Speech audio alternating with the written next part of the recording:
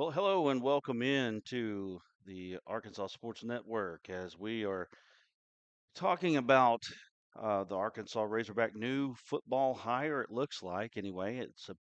Supposedly we've got a at least a target, which when you get stories that are broken by the national people, this is usually how you find out about who is going to be the next coach of the Arkansas Razorbacks. That's just kind of how it works. A lot of times there are times that um, the local people can break it. It has happened in the past, but a lot of times it's usually the guy that are national that ends up breaking it. So today we have a broken story by many national people saying that Ryan Silverfield is going to be the next head coach of the Arkansas Razorbacks, and um, I, I I've got some thoughts. I've got some thoughts, and a lot of times with these coaching searches and coaching hires, you end up we could look back at this video 2, 3, 4 years from now and say, well, he was right, he was wrong. One of the things that is not happening right now with the Razorback people, the administration, and the fans, there's a definite disconnect between the fans and administration about what should happen and the direction that should be the Razorback people should be going, and we'll see what happens. Devin Wilkerson already in the comments. He said, "If you're unhappy with this hire, make it known. A&M fans stop their school from hiring Mark Stoops, and we might be able to." Do the same thing here. I could spin hiring Franklin Morris or Golish to our favor, but this hire just seems completely uninspiring. Um, we're going to get a lot of comments today, I can tell. I'm just going to give you my own opinion. And, I don't have any credentials to lose with the Razorbacks. I don't have anything to lose when it comes to this. So, um, you know, I, I, I mean, I don't go out of my way to give bad pub to the university by any means. This is a bad hire, at least on the surface. When you have, um, 70 something days to make this hire, this is not the way it should have went. There were plenty of opportunities. In fact, there's still opportunity now if you don't feel like that Silverfield is the guy, which obviously they did, or they wouldn't have hired him. They could have waited to the playoff and got a guy that may have been an assistant at the playoffs. But right now, they have made their mark and they have said that the guy that they want to lead this program is Ryan Silverfield. Um, of course, if you watched us on Wednesday night, you saw that the Alex Golish to Arkansas smoke became a reality, or I say it became a reality. It became something. It became into the ether. That story was broken by Trey Shapp of 1037 The Buzz, and I don't have any reason to believe that Trey Shapp did not believe what he reported. What I do believe, though, is that what ended up happening is it ended up causing a domino effect to happen. Um, whether it happened, I don't know. I don't have sources to tell you. I'm just giving you opinion on where I'm at. And Wednesday night, I believe it was Wednesday. It may have been Tuesday. I believe it was Wednesday, though, that all of the things began to happen. And from that point to this, I feel like that we ended up seeing things begin to happen that I feel like unraveled some of these things that could have went down with Golish. I'm getting tweets and different things like that. Let me look here real quick. I think all the SEC teams did well with their American hires, especially Arkansas. This is a tweet from Ralph Russo. He's a national person. I'm going to try to give you both sides of the story, but I'm going to give you my opinion and what I feel. Ralph Russo, a national reporter, says, think all the SEC teams did well, especially Arkansas. Silverfield gets overlooked, but was 5-0 against Golish and Eric Morris. NFL experience, longer track record of success than some other guys in the mix there. Never had a losing season. Okay, so there's that. You know what? Again, when you look back at this video, um, 2, 3 years from now, you may say, this guy got it wrong. I mean, I can go with that. And to be honest with you, I would actually love to say that I was wrong. I would love to say that I was wrong. I'm going to give you the perspective I have as a fan. Um, you don't get into the business that you get into doing this without being a fan. That's just the truth. Nobody's really going to say that. I have, in my years of being doing this, I have been able to separate my emotion from the wins and losses. So I feel like that I can give a perspective that is, unemotional, unbiased. Some of it, I will say, is the fact that, you get to losing so much that emotion goes out the window, or you better start laughing or you cry. And since the first Bobby Petrino era, the Arkansas Razorbacks have been in a position that hasn't been a good position for a long time. Why is it that they've not been in a good position? It's because that they make bad hires. I mean, that's just the bottom line. Let's go back to the John L. Smith hire. Was that on the surface? Did it look like a good hire? It did. I mean, John L. Smith was a guy that had coaching experience at Michigan State. He had coaching experience at Louisville. He was well loved and he was well liked in the building. But when it came down to him being the guy, the pressure of him being the guy, we knew that John L. Smith wasn't going to be the guy, even though I know they kept his name in the hat and all that. You knew that John L. Smith wasn't going to be the guy. In fact, it's really similar to what was with Petrino. After a few weeks, you understood that Petrino wasn't going to be the guy, whether or not he should have been the guy. And I'll get to that in a little bit. You knew that John L. Smith wasn't going to be the guy. So then they move on and they get Brett Bielema.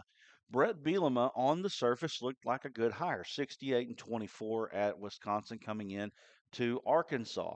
The problem with Brett Bielema was is that he was a plug and play coach at Wisconsin. Why was he plug and play?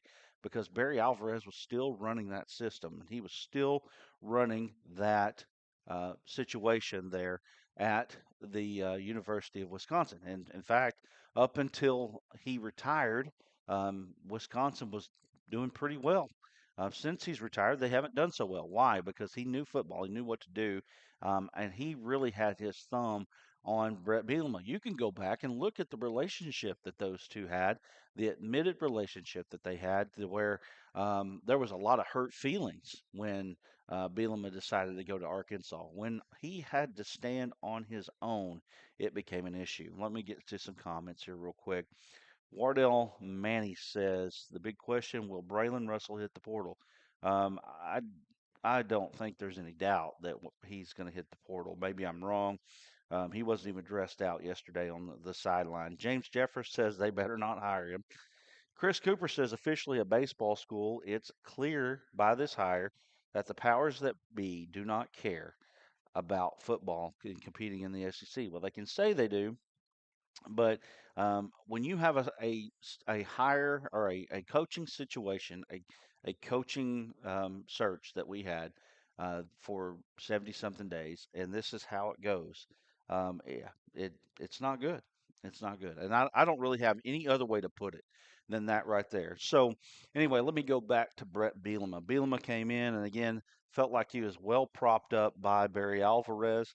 Alvarez really, I think, helped his career along. I think he kept his thumb on Brett Bielema in a lot of ways. There were a lot of rumors about Brett Bielema and his personal life here at the University of Arkansas, and I think that he was able to quell some of those things that went on with Brett Bielema. Bielema ended up turning out to be not great. I believe he was 29 and 34 at Arkansas overall, 5 games under 500. His SEC record was abysmal. I think it was 11 and 29, if I'm not mistaken. It was something in those maybe 14 and 29 before it was all said and done. Anyway, very well under 500. And then you bring in Chad Morris, and Chad Morris was an abject disaster from day one. Now, again, when you start talking about years here, you're talking about 1 year with Smith, five was it 5 seasons with Bielema? Let me check that. It all runs together anymore.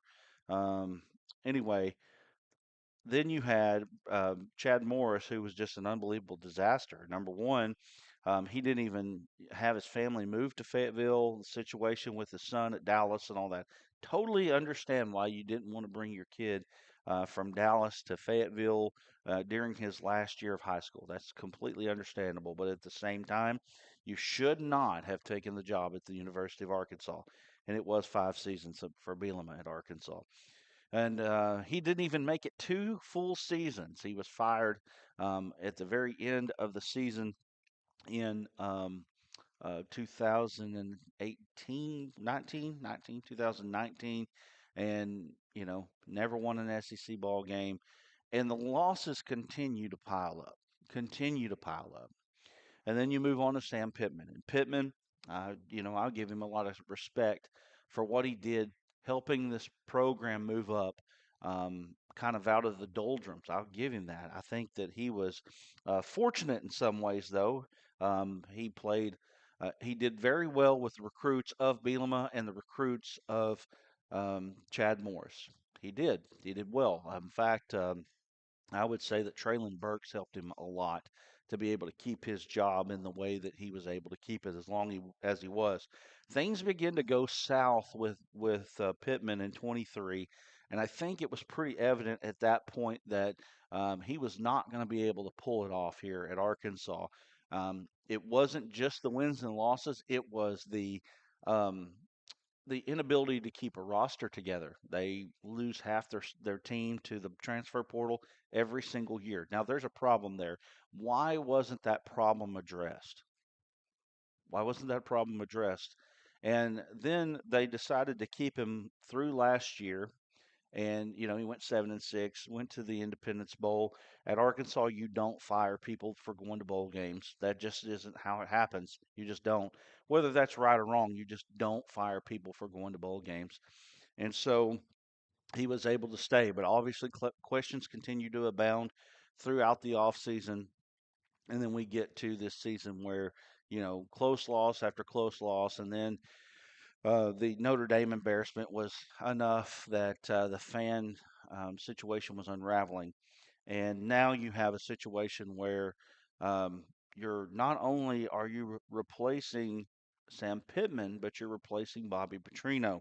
When we did this show on Wednesday night, I had no idea the fan sentiment and where it was at with Bobby Petrino. Now, there's a lot of people that say that, well, I say there's a lot. There's some people that say that Bobby's time at Arkansas was done. I understand where you're coming from. He never was able to win a game here at Arkansas as the interim head coach. You could tell there was a little bit of frustration with the whole situation at Arkansas with him by the end of it. He wouldn't come out and say it at the end, but he was pretty frustrated by the time that he got done here at Arkansas. I think he took the positives and not the negatives. Anyway, let me get to some comments here while we got it going on here. Let me look here. Actually, I'm looking at the right one. I guess I am. Um, Let me get to it real quick. Um, Looking on this side, if there's any, there aren't. Okay, Fire Hunter, a complete swing and miss. All right, let me go back to my ASN comments. But anyway, Petrino unable to win any games. The question that I have for anybody that would hold that against him is what about this situation made it tenable for him to win games at Arkansas? I don't know that I just don't think that there was a lot of opportunity for him to be able to win games here at Arkansas and the way things went. And so when we started this coaching search, I talked about how that this should not have been anybody below Bobby Petrino. Like, if you look at some of the names that were mentioned, James Franklin, that there were mentions of other people. Alex Golish obviously was one of those that was mentioned. There were other people that were mentioned throughout. There are other people that haven't even been mentioned with this that I feel like could have filled a, a void here. I feel like that Kane Womack at Alabama fills a lot of roles here for Arkansas. He's an Arkansas guy. He played at Arkansas. He had the same head coaching record at South Alabama that Golish had at University of South Florida. He won 10 games there one year at South Florida. He returned that program around. He just didn't do it in a way that was like Golish, where he was a head coach at this point. So I don't understand why they decided to go this route. Here's an issue um, that could end up being here. Um, well, I say it's an issue that could end up being. I will say this. Talked about this last show on Wednesday. I said that you watch the reaction of people that are on the other side. It tells you a lot about what is happening. A lot of people in Memphis are saying that this was a great thing for them. They were happy about it. Let's talk about Silverfield's record at Memphis. He was 8-3 in 2020. Um, Mike Norvell was there at Memphis. He took Memphis to another level there, and he was a very hot commodity. In fact, he was a hot commodity for Arkansas in 2019. Another guy that had Arkansas connections. He played at UCA. Apparently, there was some other U of A connections there. Arkansas couldn't land him.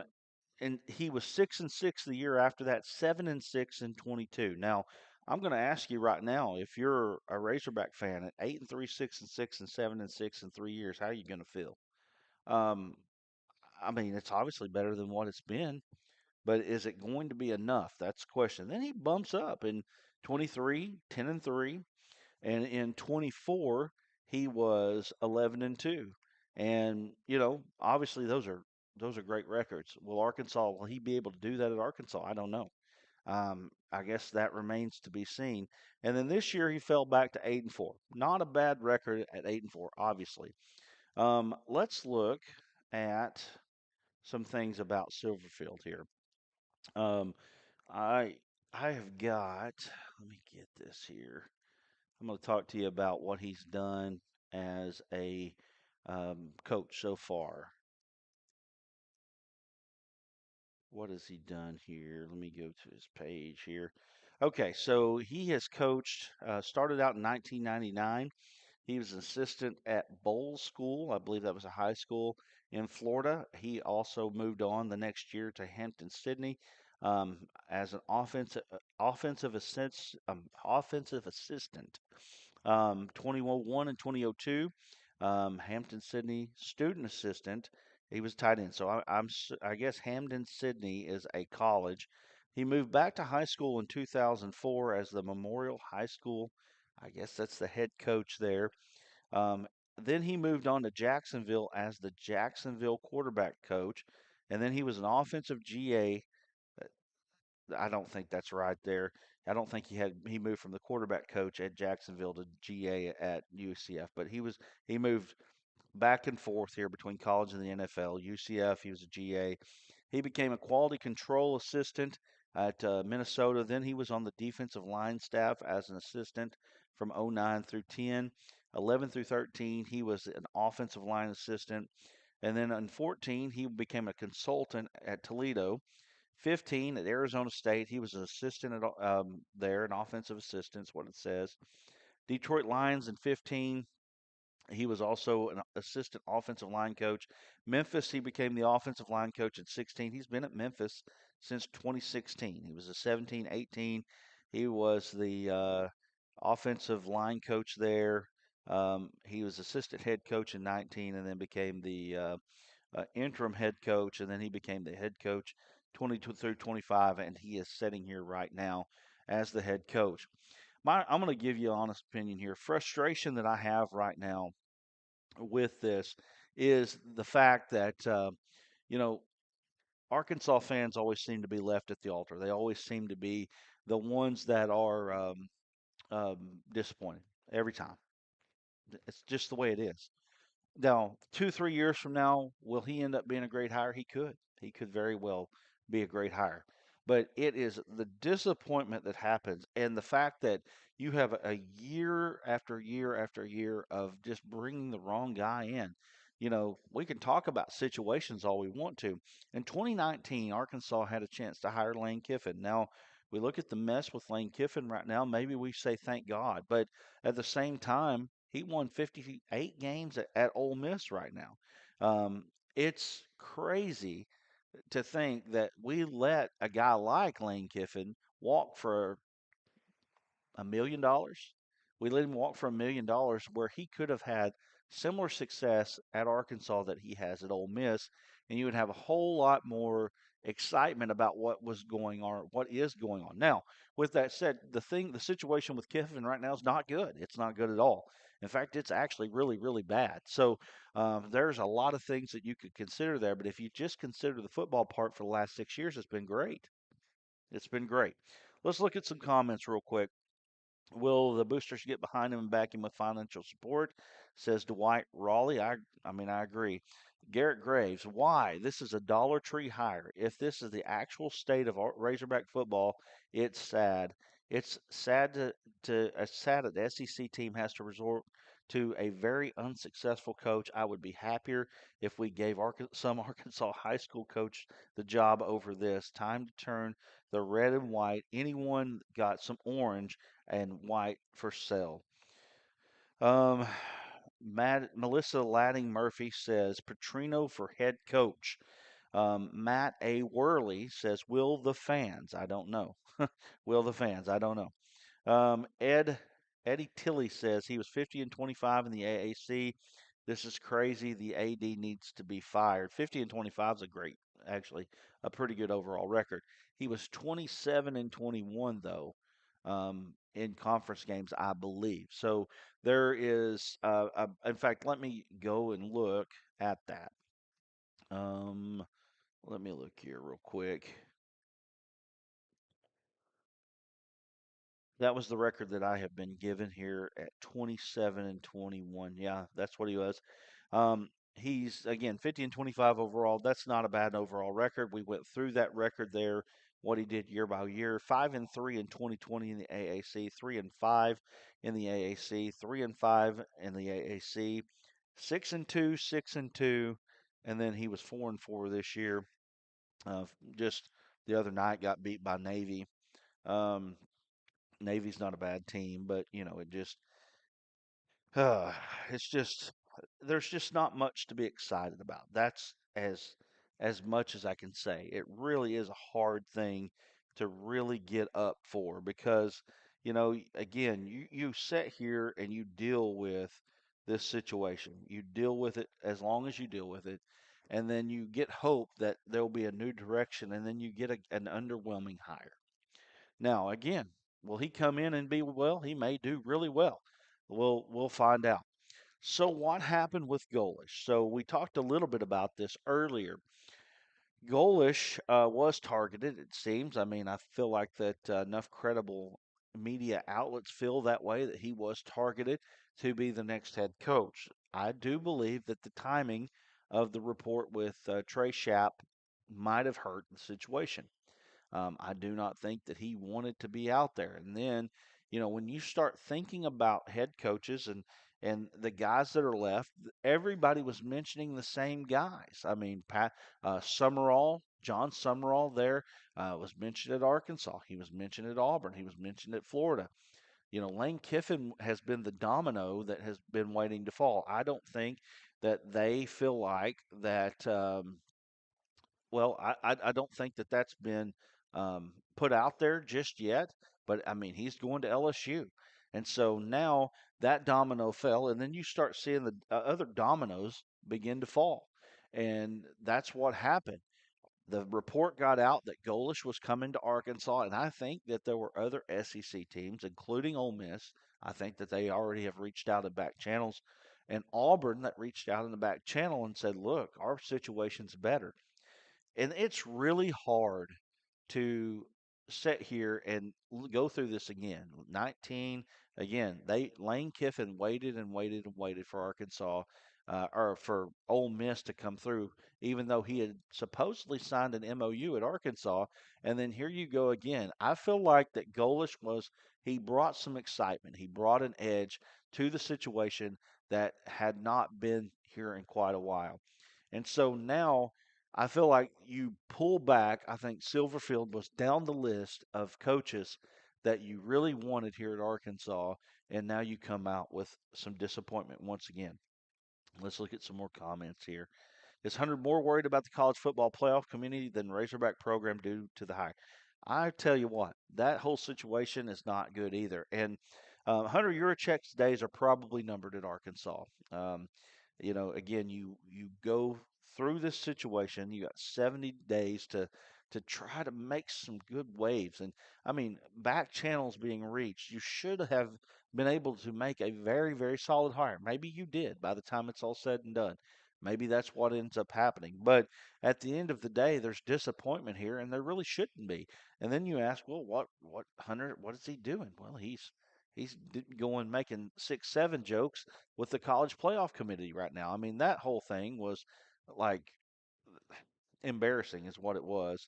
Um, so with that said, Arkansas falls into some more disappointment, and they end up with a guy that I nobody was after. Let's just say that. That's another point in this situation, is that who's after him?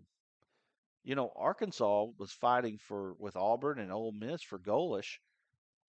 Who's after Silverfield? Is there anybody? Is there anybody out there that was after Silverfield? And that's another question. So you got Memphis people saying, I'm glad that you have taken this guy off of our hands. And then you're also saying, who's after him? We were able to take Memphis's coach because nobody else was after him. Would you not think that Petrino is a better hire? Hunter is on his way to Dallas for the selection show. Shows how much he cares.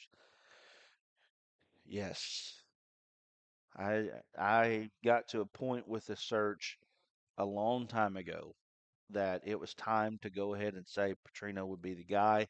Take your shot with him. And again, people will point to this and say, well, he was 0-8 as the interim head coach. Fair enough. I get it. I understand that. But I also know that his offense was one of the top offenses in the country. And there's a whole lot of things to point to as the reasons why that it wasn't better. And some of it has to do with turnovers, and a lot of that has to do with a quarterback that came in that gave you turnovers before you even um, got him. Boise State fans were telling us when we got Taylor Green that he was the guy that turned the football over. And I think that Bobby Petrino ended up riding Taylor Green out the door. Now, maybe Petrino, maybe he didn't give the money people a good enough feeling at that point to where you could say, you know what, give this guy another shot. But I do know this. When you compare the hire in this state, when you compare the hiring of Bobby Petrino or Ryan Silverfield, there would be much more excitement. There would be much more adulation for the full-time hire of Bobby Petrino than there would be for Ryan Silverfield. Trenton Garrett says Silverfield was 3-0 against Golish, 1-0 against Morris. I mean, that's fair. That's fair. It is. And again, he may end up being very solid. And I could sit here and I could eat my words, and it's okay. I would be glad to do it. I'm not a prideful man to the point that I can't sit here and tell you I was wrong. I could very well be wrong. I feel like that Arkansas will be better. I mean, 2-10. It's not really not that difficult to top that. I feel like that you can look at a 4-8 record next year and say, well, there was some improvement there.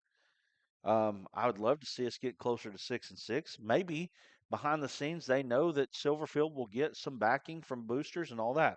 That's a whole nother situation. Is that Memphis supposedly had, and I do believe this is true, one of the highest NILs of any of the American Conference teams. So he was working with one of the better rosters in the American Conference. And yes, while he was 3-0 against Golish, Golish came into a situation where they were 8-37 coming into the time that Golish was there in 3 years. And again, who are you fighting Silverfield for? Who are you fighting him for? Nobody was mentioning Ryan Silverfield. I feel like that they could have looked at assistants maybe at Texas. maybe at Oklahoma. The offensive coordinator at Oklahoma is a guy that is a hot commodity, a guy that a lot of people are mentioning, maybe not this year, but next year. Again, I think Kane Womack was a guy that um, defensive coordinator at Alabama. How many defensive coordinators at Alabama have went on to be successful? I mean, many. Now, that's not Saban right now. It's not.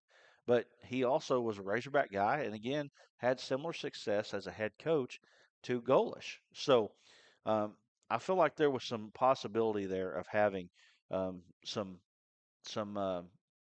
more excitement for the hire. Over here on YouTube, I'm looking at some comments here. 325 DSK says Yurachek just guaranteed there will be a new AD in Arkansas in 3 years. I think before that. Salem B. Ultimately, we dodged a bullet with Kiffin. He would have never been here long. No loyalty and seems to be happy playing. I cannot disagree with you there, Salem. If the donors are excited about Silverfield, he has good relationships with his staff and players, then I'm happy with it. We talk about X's and O's, but the margin difference in scheming is a lot smaller than the ability to recruit kids that want to play for you and your program and get the donors to help those players. I mean, all of those are good points there.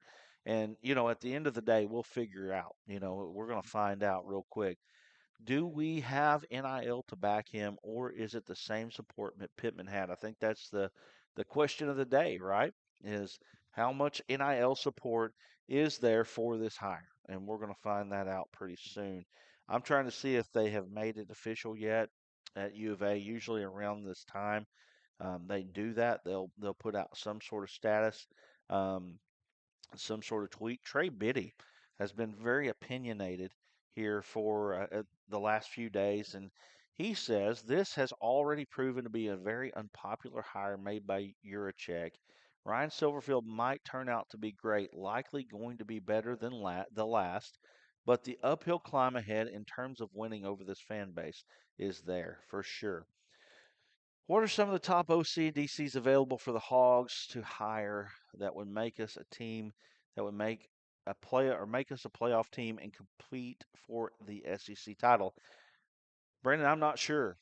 I mean, that's a question that we've been asking now for about 30 years. There were times, obviously, we've had times we haven't been to Atlanta since '06 when we had McFadden, Felix Jones, and Mustaine, and Damian Williams, and Marcus Monk, and all those guys. The defense with Jamal Anderson, Weston Dacus, all of those guys, Chris Houston. I mean, that was a talented team there that year.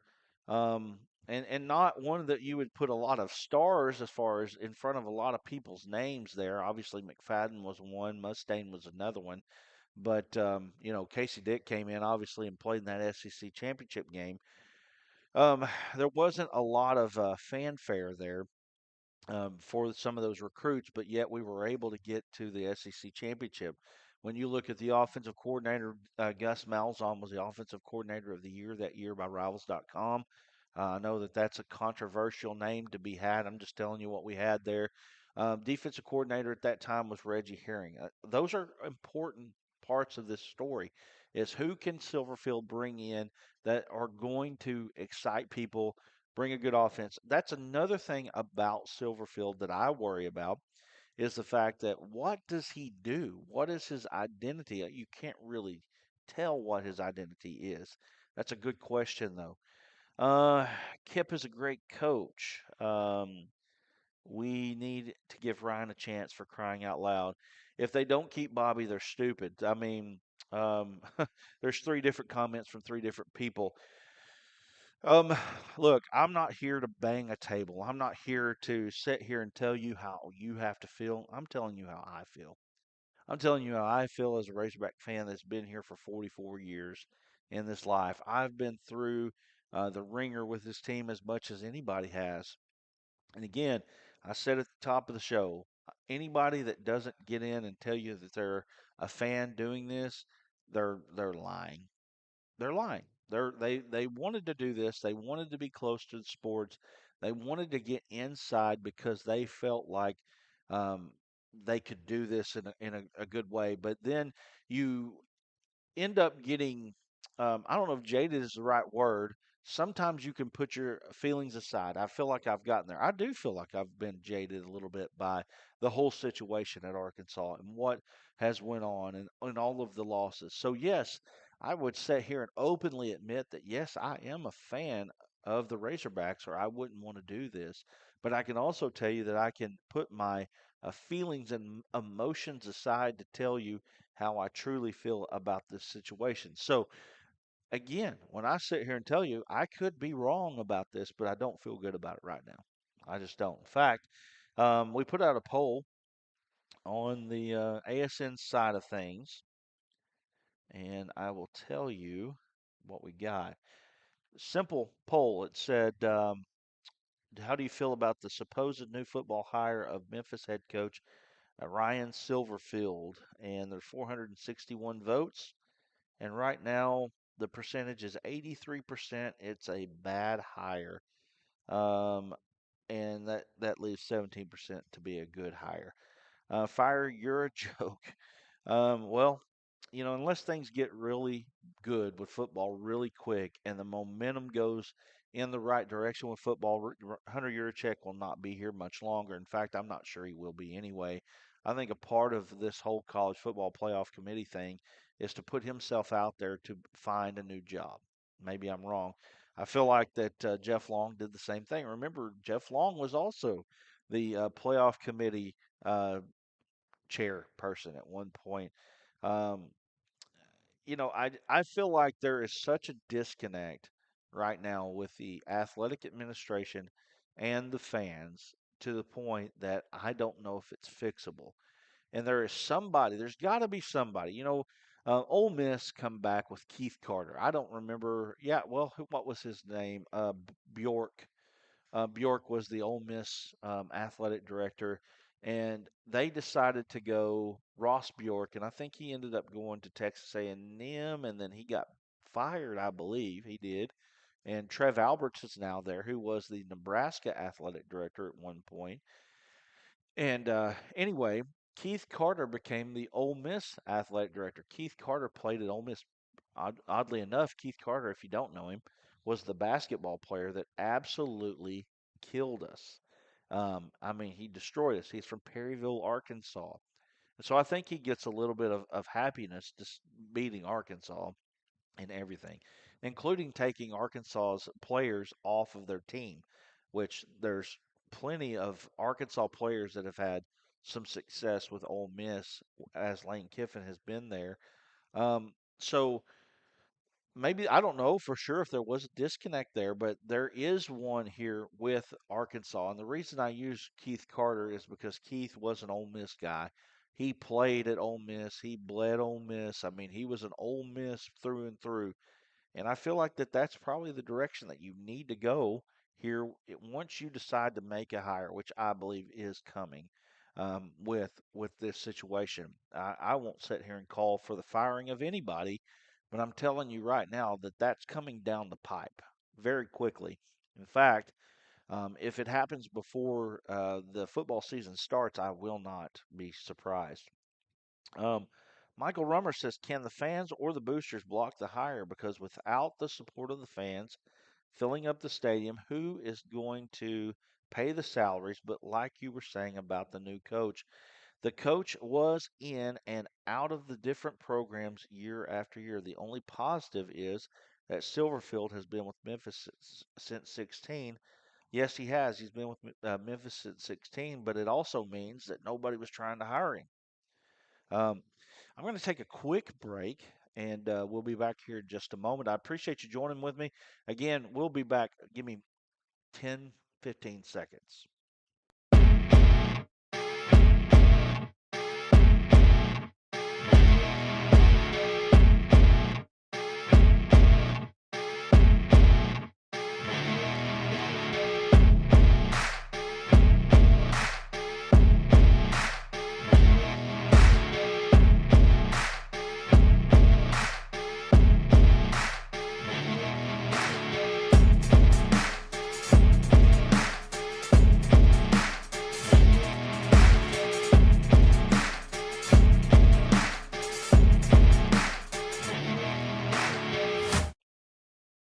Just had to go get me a water here. And again, I appreciate you joining me here.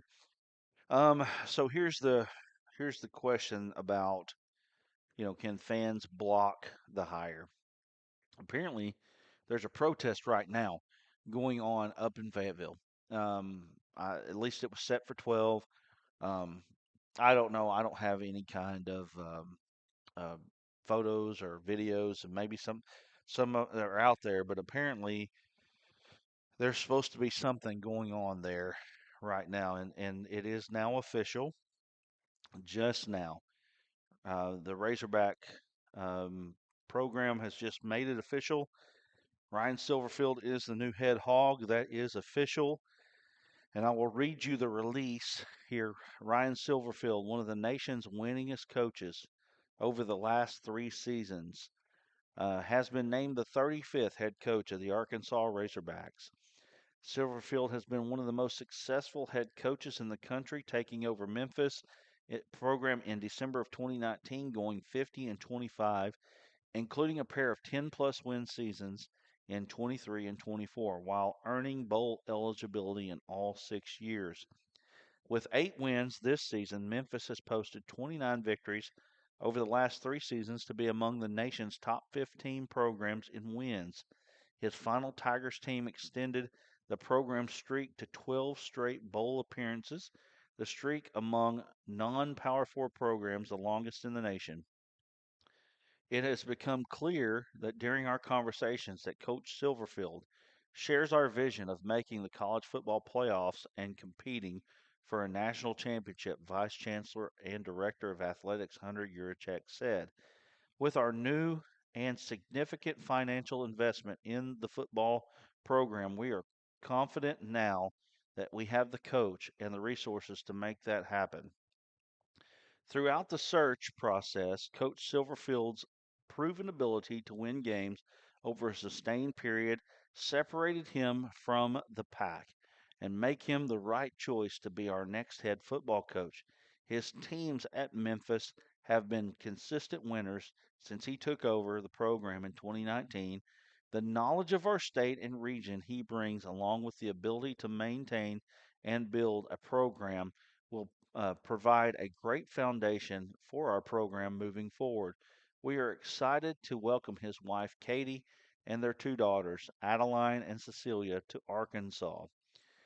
And there's more to that from there. But it is now official that Ryan Silverfield is the next Razorback head coach, the 35th um, that has been hired in program history. So, with that said, Michael, I don't guess that is going to happen. I don't think there's going to be any blocking that. Clinton Conister says, or Conitzer, sorry, says, shaking my head. Time for the fans to stand up and make it clear that we don't like this hire. Got a lot of comments over here. Let's look here. It is straight apathy from me. We will always get the leftovers, not the great hire. We should have kept Bobby. I am really over Arkansas football, says Jimmy Howard 3275. I am a CBP fan, but he had his chance. The offense, Taylor Green regressed throughout the season. Only 10 points by the offense yesterday. Pathetic. I'll talk about that in just a moment. And the kids are working hard. I watched the game, whiffing tackles. The kids aren't working hard. Watching the game, whiffing tackles, pathetic. There was definitely some of that to that as well. Let's talk about the game yesterday and what ended up being Bobby Petrino's final game as head hog. Um, you know, I feel like that he ended up just riding Taylor Green too long. He could have pulled Taylor Green and he didn't. In fact, even in yesterday's game, the offense seemed to move better with KJ Jackson as your quarterback than it did with Taylor Green as your quarterback. In fact, the only time that the offense got in the end zone was with KJ Jackson at quarterback. Now, why would he continue to stay with him in that situation? You've got nothing to lose, and maybe, um, you know, maybe it's one of those things that he didn't care. I don't know if he didn't care to win, but just Basically, Bobby Petrino, when he put that statement out that he was not going to be the head coach, and that was exactly what that statement was, is I'm not going to be the head coach. I thank you, Arkansas, for all that you've done for me, but I'm not going to be the head coach here anymore. He was told that when all of the goalish stuff began to break. Okay. Um, so I mean, you just look at the timing of all that. Trey Schapp, he puts his stuff out like, in just maybe even an hour after that's when Bobby Petrino released it. So going into the ball game yesterday, he knew he was not going to be the guy. And so did that affect how he coached? I mean, Bobby likes to win. He went in to win the football game. But at the same time, I feel like he had an allegiance to Talon Green that, was a very strong bond. He even said that Talon deserved a shot to finish up, and so that's why they ended up switching quarterbacks as they did. But KJ Jackson ended up, um, did I lose Facebook here? Or did I lose? Oh, I lost my own here. Anyway, KJ Jackson um, was the one that deserved to be the starter. Okay, that's fine. In my opinion, if a guy deserves to be the starter, he's the guy that deserves to be the finisher. Um, it was just a convoluted situation. It just wasn't good. It just wasn't a good situation. And and some of that does go back on Bobby Petrino. Now, whether we like it or not, it's time to turn the page on Bobby Petrino because Bobby will never be the head coach of the Razorbacks ever again. So in some ways, it's good. They got some closure to that situation. They were able to close it out. I'm glad for that. I'm glad for Bobby. I'm glad for him to be able to do that. With that said, I feel like that Arkansas should have probably went with him and gave him the support that Hunter Yurachek talked about in this um, release that they had. I feel like that they should have gone ahead and gave him the opportunity to have that kind of support. And if they had done that, I think that we probably would be a little bit happier in the end. Um, but we'll see. We'll see what happens. Joe Roberts says, "Fire Hunter Y. Now he is on a one-man mission to destroy hog football." Um, just Hunter came in with the just resume, I guess, that he was a basketball guy, and he did a lot of good things for Houston basketball. Um, but he's been a pretty good basketball guy for Arkansas. I mean, he brought Musselman in. He brought in Calipari. I don't know that that was on his own volition, and it felt like that coaching search was going kind of left. It looked like Chris Jans was probably going to be your guy, and I feel like that's really similar to what this Silverfield hire is.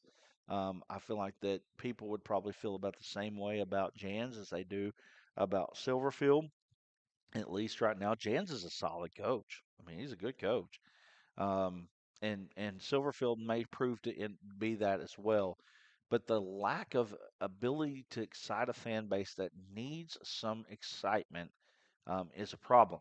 He got saved a little bit, I think, by John Tyson in that last coaching search by, getting Calipari involved. And I think that John Tyson himself wanted to see if Calipari would do it. And it ended up working out. And it ended up working out for Arkansas that Calipari ended up being your next head coach. So, with all that being said, um, you know, I feel like that these have been similar, and the searches have been very similar under Hunter Yurachek. The one search that wasn't similar, and it felt like that there were people that were really truly interested in Razorback hoops, was the one after Mike Anderson when Yurachek went straight into Anderson, he fired him. And that was a controversial thing in itself with Anderson because he was a Razorback guy, and he was part of the national championship team. And I mean, you could sit here and talk about what he did and what he didn't do, but there was some controversy in that. He didn't waste a lot of time. He went in and fired him, and then went right in and hired a really good hire in Eric Musselman. I mean, Musselman is a really good coach, and so. with that said, I feel like Hunter has proved to be more of a basketball guy than he has been a football guy. And so it's just something that, you feel like that you have seen what you need to see with Hunter Yurchek when it comes to football. We'll see. Again, he may end up being fantastic. It may be a fantastic hire by the time it's all said and done. But today, it doesn't feel that way. And it feels like Arkansas struck out um, once, twice, maybe three times. And then I feel like the inability to use some imagination, be proactive. You know, if you are dead set on hiring a head coach, that's fine. I get that. But how many great coaches came from being coordinators? I mean, at some point they all were coordinators, but at some point you got to give a guy a chance. A guy like Ben Arbuckle there at Oklahoma would be a guy that you could look at as. I mean, there are just times that when you look at a guy and he's got the goods, you know, and I just don't understand why Arkansas doesn't look in those directions sometimes. I just don't get it. I just don't get it. So, with that being said, it is official. Uh, Arkansas, you have a new head football coach. Ryan Silverfield of Memphis is your new head football coach. Um, I didn't look on this official release to see when they would actually bring him in and make the announcement, but I assume that won't be long. Let me look here real quick. I may be able to find that at the bottom of this announcement here. Uh, Lots of information here. Nothing on the announcement, I don't think, but that'll be coming soon. Actually, no. Looks like Thursday, December the 4th, there will be an announcement for the head coaching hire of um, Ryan Silverfield to Arkansas. So, uh, that's actually the day after National Signing Day. I assume that he's probably going to get in and go after some of these in-state kids that are open right now, and there are plenty of them that are open. Danny Bill over at Cross County, 6'4", 325-pound, four-star defensive tackle. He's in the mix. Anthony Kennedy, Little Rock Central, had just committed or decommitted from Miami. There are some other ones that are in the mix right now that I assume that he's probably going to hit the ground running and try to get some of these kids to look at Arkansas. I know Kane Archer is another kid that a lot of people are wondering about. So we will see what happens. I do wonder what um, what they're going to see in this hire. How excited are they going to be about this hire? We're going to find out pretty quickly. But anyway, with that said, I guess that is it for now. I'm sure that we've got some more time and we will have some more time to talk about what is going on with the Razorbacks as we go forward. And I do appreciate you joining us. And again, it looks like it is official that Ryan Silverfield is the next head coach of the Arkansas Razorbacks. So we'll check your comments one more time. Fantastic hires. Keep your eyes open for pigs flying too. We'll see what happens, man. We'll see what happens. Multi Yapple says, good show. Appreciate it, man. And we're just here to kind of bring you the news. I mean, I gave you my opinion today, probably stronger than I usually do. I try to stay down the middle as much as possible, but as a 44-year-old guy that's watched this stuff happen, feels like this is how it goes down quite a bit down the line. I could be wrong, and I hope that I am, to be honest with you. I really do. Because there's nobody that benefits more from having a good Razorback football team than a guy like me who coach or not coach. I do coach. I coach Pee Wee football, but who covers these teams in state, including the Razorbacks. There's nobody that benefits more. I mean, it's everybody wants to read about a good hire. Everybody wants to read about a good team. And Salem B says, yeah, now back to high school playoffs. Hey, we'll get there, man. We'll get there. I love it, man. I appreciate you being a member. And guys, if you want to be a member, you can join us here on ASN. as we do members only. In fact, we'll be doing a members only this week. We also got high school basketball that we're going to be at the White County basketball tournament coming up. So there's a lot of stuff going on, and we'll get you more information about these Razorbacks and what's going on with them. So anyway, guys, I'm going to cut this off. Appreciate you joining me once again, and look forward to talking more right here on the Audible.